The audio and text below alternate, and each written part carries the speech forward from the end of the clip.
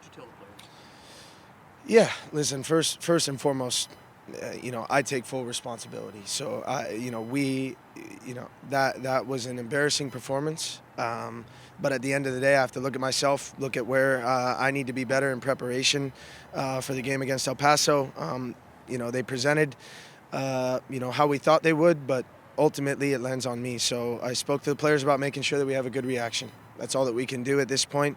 We have another opportunity next week on the road, and clearly in the first 2 weeks we showed we can get results at tough environments. So the focus becomes Sacramento starting now. Can't change the result. Am embarrassed though. The turnout tonight was fantastic. Wanted to put on a better performance, but ultimately fell way short. Nowhere near the level of expectation that we have here. What did you guys not do today that hurt you? I thought we were shocking on the ball. We were turning the ball over in poor areas, didn't defend the box well.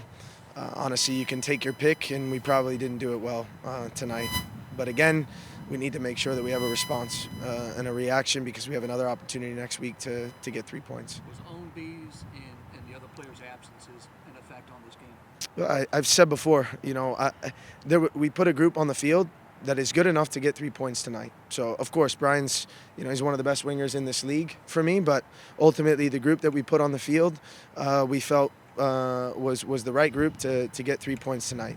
We'll continue to push guys to get healthy, and what that'll do is not for them just to play, but from the challenge of pushing each other to be the best that they can be in training day in and day out. I think that's a piece that we miss. But again, it's not an excuse because the group that we put on the field was more than capable to get 3 points. Can you take any positive out of this, such as better now than later?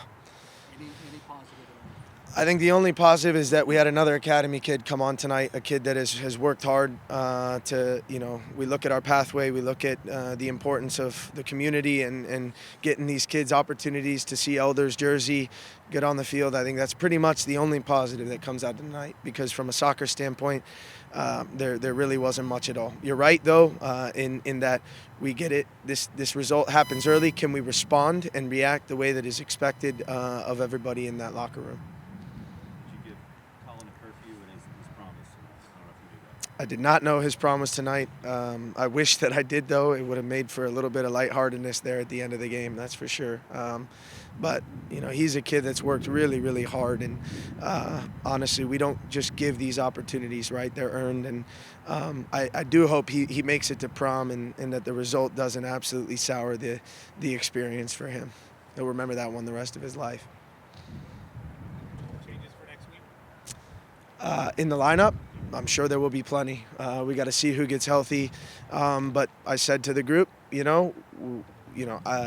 after this result, it's about coming back to work on Monday, fighting for your starting spot. But I would be absolutely shocked if I put the same team out there going against Sacramento.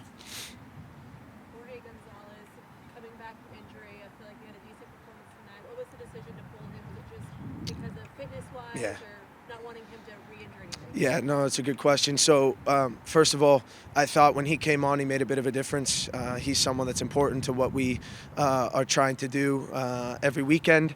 The plan was, no matter what, he wasn't going to play more than 30 minutes. When we obviously went down there, second goal going into halftime, felt he was going to come on at the 45th, and I was going to take him off at the 70th. That was the plan no matter what.